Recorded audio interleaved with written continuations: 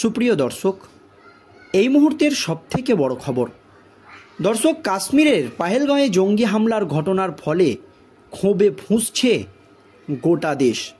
আর এই আবহে অবশেষে পাকিস্তানের জঙ্গি হামলা নিয়ে বিস্ফোরক মন্তব্য করলেন তৃণমূল সাংসদ তথা তৃণমূল নেত্রী সায়নী ঘোষ। আর সায়নী ঘোষের এই মন্তব্যের পর গোটা রাজ্য রাজনীতিতে একেবারে নতুন করে শোরগোল পড়ে গিয়েছে। দর্শক, আপনারা জানেন কাশ্মীরের এই জঙ্গি হামলার ফলে প্রায় ২৬ জন সাধারণ ভারতীয় নাগরিকের মৃত্যু হয়েছে। এরপর থেকে সকল এর একটাই দাবি যে পাকিস্তানের বিরুদ্ধে যাতে কঠোর পদক্ষেপ নেয় ভারতীয় সেনাবাহিনী বা কেন্দ্রের নরেন্দ্র মোদী সরকার।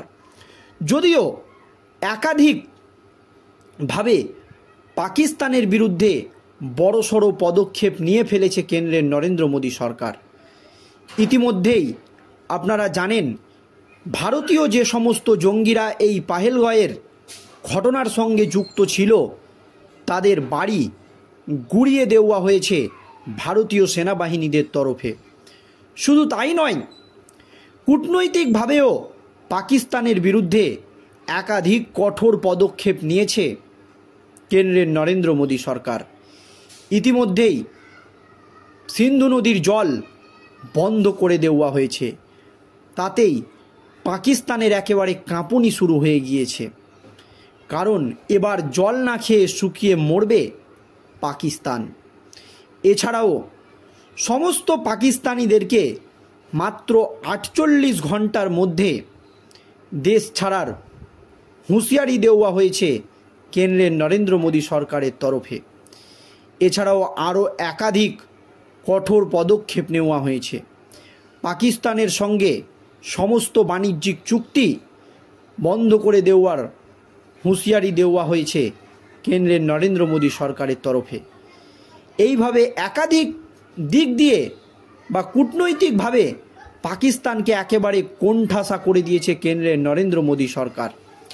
আর এই নিয়ে যখন গোটা দেশ জুড়ে চলছে জোর জল্পনা, তখন এতদিনে অবশেষে পাকিস্তানের জঙ্গি হামলা নিয়ে মুখ খুলেই বিস্ফোরক মন্তব্য করলেন তৃণমূল নেত্রী সায়নী ঘোষ। সায়নী ঘোষ যা বললেন তাতেই রাজ্য রাজনীতিতে একেবারে নতুন করে জোর জল্পনা তৈরি হয়ে গিয়েছে।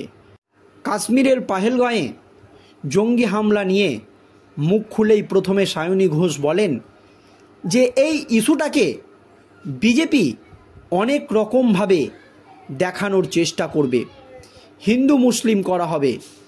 তবে এটা নিয়ে কখনোই হিন্দু মুসলিম করা যাবে না।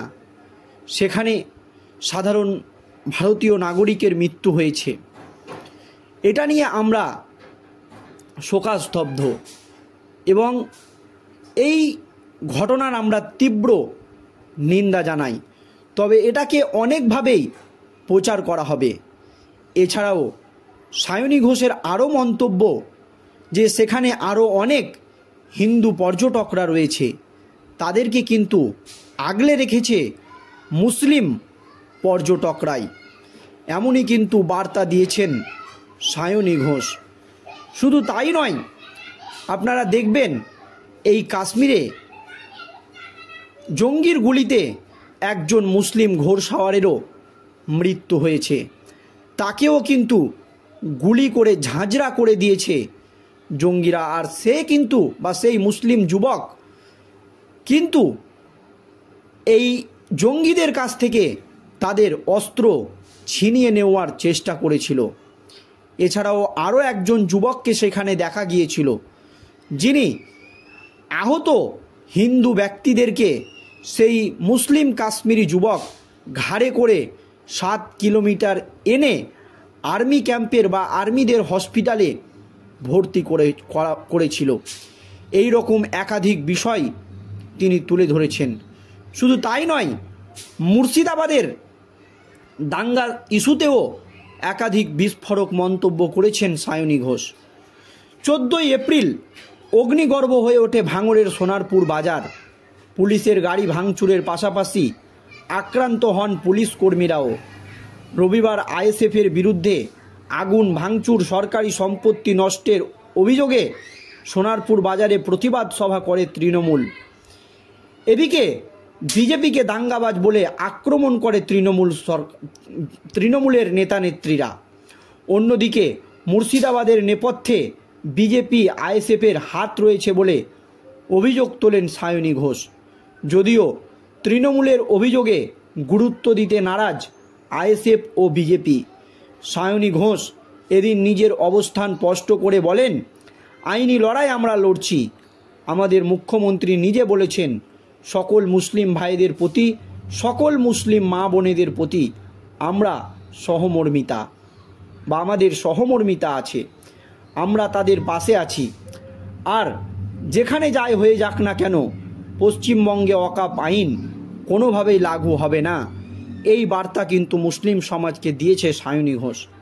ক্যানিং পূর্বের তৃণমূল বিধায়ক শওকত মোল্লা বলেন, 21-এ ছোট্ট ধাক্কা, 24-এ মাঝারি ধাক্কা, 26-এ মানুষের এমন একটা ধাক্কা দেবে যে দূরে গিয়ে পড়বে। যাদবপুরের তৃণমূল সাংসদ সায়নী ঘোষ এদিন বলেন, আর 4-5-6 মাসের মতো আছে, এই জন্য এই সব হচ্ছে। ভাঙড়ের সোনারপুর সভা থেকে বিজেপি আইএসএফকে এইভাবেই আলটিমেটাম বেঁধে দিল তৃণমূল। একই সঙ্গে শাসক দলের নিশানায় রইল বিজেপিও। ক্যানিং পূর্বের তৃণমূল বিধায়ক শওকত মোল্লা বলেন, শুভেন্দু একটি দাঙ্গাবাজ, দিলীপ সুকান্ত এরা সব দাঙ্গাবাজ। সোমবার সংশোধিত ওয়াকফ আইনের বিরুদ্ধে বিক্ষোভ তুলকালাম পরিস্থিতি হয় ভাঙড়ে। সোনারপুর বাজারে পুলিশের গাড়ি ভাঙচুর করে আগুন ধরিয়ে দেওয়া হয়, উল্টে দেওয়া হয় প্রিজন ভ্যান, আক্রান্ত হয় পুলিশ। রবিবার আইএসএফের বিরুদ্ধে আগুন ভাঙচুর সরকারি সম্পত্তি নষ্টের অভিযোগে তৃণমূল সাংসদ সায়নী ঘোষ এবং তৃণমূল বিধায়ক শওকত মোল্লার নেতৃত্বে মিছিল করে তৃণমূল। এরপর সোনারপুরে হয় প্রতিবাদ কর্মসূচি। মুর্শিদাবাদে হিংসা অশান্তির নেপথ্যে আইএসএফের হাত রয়েছে বলে আক্রমণ করেছে তৃণমূল। শওকত মোল্লা আরও বলেন, মালদাতে গিয়েও গণ্ডগোল বাড়িয়েছে আইএসএফ, মুর্শিদাবাদে গেছে, এখান থেকে নিয়ে গিয়ে দাঙ্গা বাঁধিয়েছে ধুলিয়ান, মুর্শিদাবাদ, মালদাহাতে। যাদবপুরের তৃণমূল সাংসদ সায়নী ঘোষ বলেন, আইএসএফ এখন বিজেপির বি টিম হয়ে গিয়েছে, মুর্শিদাবাদে দাঙ্গা করানোর চেষ্টা করছে, বাংলাকে অশান্ত করার চক্রান্ত করছে, ধর্মের ভেদাভেদে ধর্মের রাজনীতি। পাল্টা শওকত মোল্লাকে কোনো গুরুত্ব দিতে চায়নি ভাঙড়ের আইএসএফ বিধায়ক নওশাদ সিদ্দিকী। ভাঙড়ের আইএসএফ বিধায়ক নওশাদ সিদ্দিকী বলেন, নটোরিয়াস ক্রিমিনাল যেটাকে ন্যাশনাল হিউম্যান রাইটস কমিশন বলছে, আর মমতা ব্যানার্জি তাকে তুই বোম বাঁধিস। আমি সত্যি বলছি, ওদের উত্তর আমি দিতে চাই না। বিজেপির রাজ্যসভার সাংসদ সৌমিক ভট্টাচার্য বলেন, রবীন্দ্রনাথ নজরুলের এই বাংলায় শওকতের কথার কোনো উত্তর দেব না। যাকে মুখ্যমন্ত্রী বোমা বাঁধার কথা বলেছিল, সে সব বলেছে সম্প্রীতির কথা। বাবাগো, সোনারপুরের বাজারের তাণ্ডবের ঘটনায় ধরপাকড় চালিয়ে এখনও পর্যন্ত 21 জনকে গ্রেপ্তার করেছে পুলিশ, যাদের মধ্যে অধিকাংশই আইএসএফ কর্মী বলে সূত্রের খবর। দর্শক, এই নিয়ে আপনাদের মতামত জানাবেন। ধন্যবাদ।